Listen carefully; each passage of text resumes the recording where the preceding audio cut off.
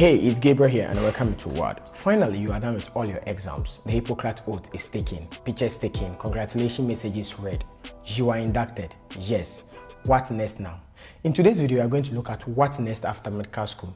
Well, if you are a returning subscriber, thank you very much for supporting me. And if you've not subscribed to this channel yet, please do well to subscribe and don't forget to click on the notification bell so that you get notified anytime I upload a new video. Well, the more you like this video, the more YouTube suggests it to a lot of people. I think I've said this several times in my previous videos. So please do well to like this video.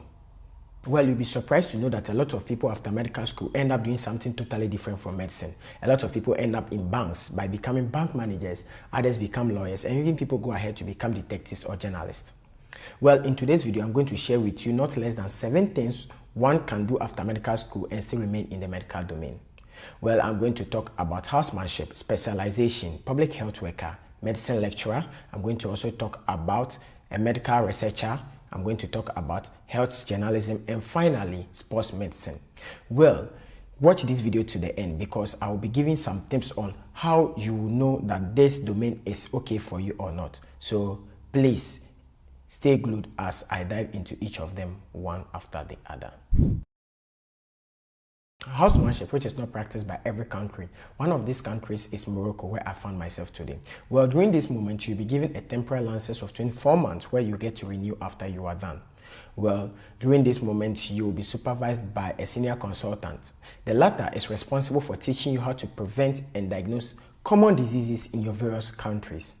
During this moment, you'll be rotating in 4 major departments, pediatrics included, internal medicine, surgery, and finally, gynecology and obstetrics. Internal medicine, which involves mostly taking care of the aged. Pediatrics, you might have heard before, involves taking care of children. Well, you might also find yourself in a surgical department where your consultant will teach you certain surgical techniques.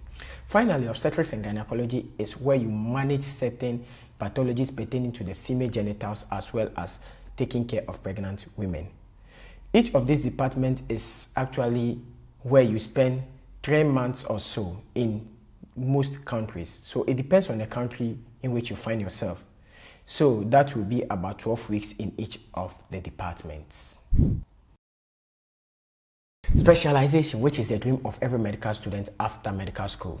Well, this is a situation where one has to enter into the residency program, which involves 3 to 7 years depending on the specialization of your choice.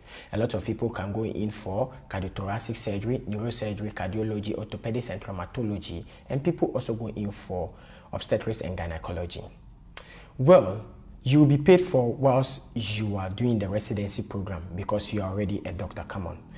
One important thing you have to know is if you want to enter into the residency program outside your country, you need to write certain license exams. The popular ones you might have known already is the USMLE, Step 1, Step 2, and even some other ones. Well, for UK, you would need to write the PLAB. A public health worker's goal is applying his medical knowledge in promoting a population's health. Well, their work entails preventing certain diseases or pandemics like the Ebola, cholera, or even COVID-19.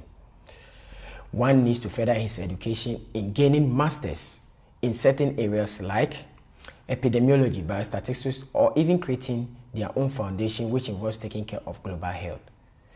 One may even further his education in gaining PhD and might even be lucky to work with the World Health Organization, WHO, or even the Center for Disease Control, CDC. Lecturing medical students is another career choice for doctors. Well, we're not taught by a medical doctor. Well, it's in the same vein you can treat other medical students. The only thing you need here is to further your education after medical school or even sometimes do a PhD. Medical researchers are in high demand these days. Well, let me give you a case study. When the COVID-19 pandemic was here, we needed to rely on them to do quality researches in order to come up with better solutions to solve the problem.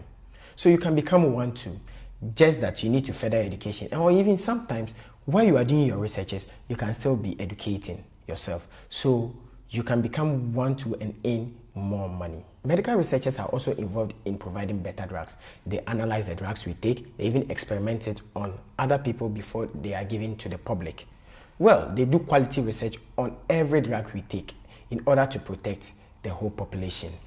And you can become one too if you are really interested in providing quality things to the general public. Unlike me, if you love reading or writing, you can channel that your excellent writing skill into putting up super quality journals or articles on your wall where people get to read them. You might not know, it might be helpful to someone who read them.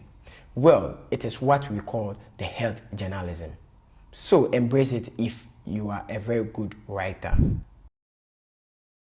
If you're a football fan just like me, you might have seen people standing on the touchline ready to assist anybody who is hurt on the football pitch.